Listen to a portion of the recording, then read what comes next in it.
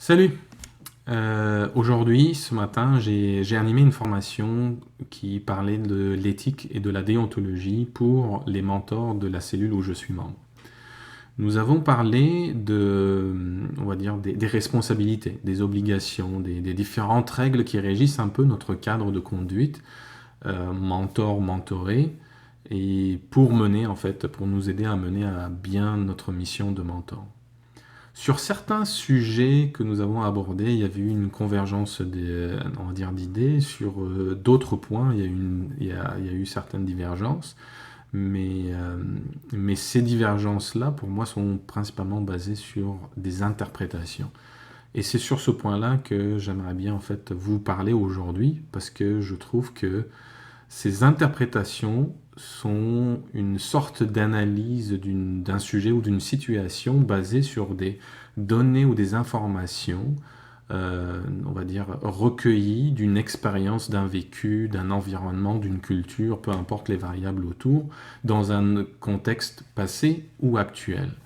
Donc, ce genre d'interprétation, c'est un point qu'il faut prendre en compte, qui va mener sur une certaine, on va dire, attitude ou comportement que nous pouvons avoir, que ce soit pour des relations professionnelles ou personnelles.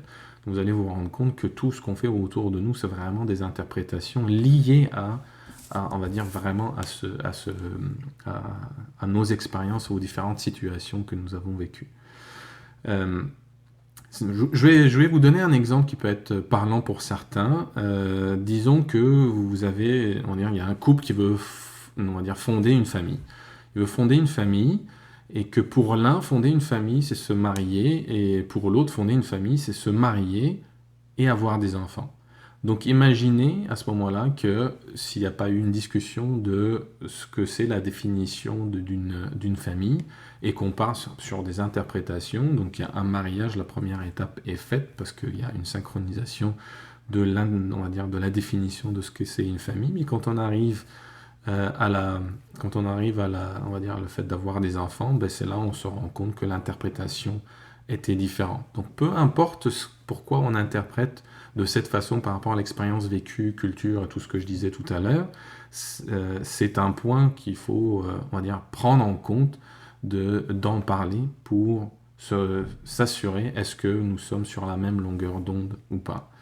Donc au niveau professionnel, ça peut être aussi la même chose. La même chose dans le cas, par exemple, que vous avez eu l'occasion de parler avec un client. Ah oui, mon site internet, je croyais que dedans il y avait ça, parce que pour lui, il y avait tous les services. Ah, laver mon auto, mais je croyais que vous allez laver les jantes aussi en même temps. Donc, chacun peut interpréter le même sujet, aussi à sa façon, que ce soit même au niveau contractuel, ce qu'il y a dedans, ce qu'il n'y a pas dedans, ce qui est compris.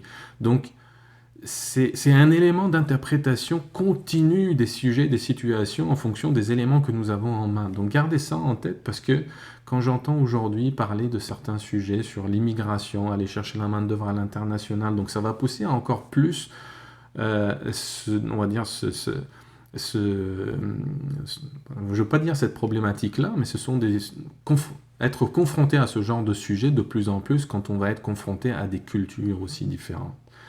Donc dans des situations de ce genre-là, on a vraiment, on va dire, pas beaucoup de solutions. Il y en a une, je vais être un peu plus binaire, donc c'est séparation, adaptation. Donc on se sépare parce que on a interprété des choses différemment. L'interprétation arrive à un désaccord, donc qui va partir vers une séparation, qui va aboutir à une séparation. Sinon, il y a aussi l'adaptation binaire aussi, elle peut être de deux choses. C'est qu'il y en a un qui cède pour l'autre, il va jouer avec les règles de l'autre, donc il accepte de céder complètement, ou sinon une sorte de compromis de valeur, ou de compromis où on va aller chercher le meilleur de l'un et de l'autre, et à ce moment-là, on voit la valeur de l'interprétation de l'autre que ça peut ramener. Donc ça peut être de façon complémentaire, de pouvoir collaborer, en fait, de créer une sorte de nouvelle règle commune qui satisfait à l'un ou à l'autre.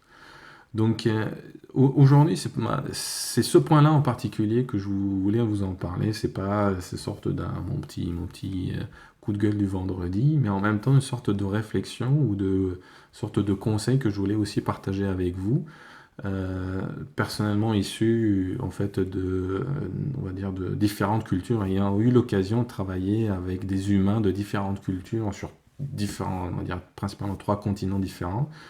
J'étais confronté à ce genre de choses et c'est quelque chose qui m'est, on va dire, sensible et c'est un point auquel je fais très attention pour avoir des relations qui, on va dire, qui se passent bien, que ce soit au niveau personnel, amical, privé ou aussi au niveau professionnel. Donc, prenez en compte que vous n'avez pas une seule vision des choses, que le cadre dans lequel vous jouez, les règles que vous avez, c'est pas les mêmes règles pour tout le monde. Soyez aussi, on va dire, ce qui peut être je ne veux pas vous dire quoi faire, mais je pense que avoir une ouverture d'esprit va vous permettre de mieux accueillir la différence et la divergence des autres, et ça va vous permettre de le voir d'un angle différent et non pas comme une agression, un changement ou une attaque à votre zone de confort. Donc voilà, ce sujet, on peut l'approfondir plus, mais je voulais le partager avec vous, avec l'expérience que j'ai pu avoir ce matin, qui était très agréable avec mes mentors, euh, euh, mes collègues mentors. Et j'espère que ça va vous ramener, on va dire, un point de réflexion. Merci beaucoup.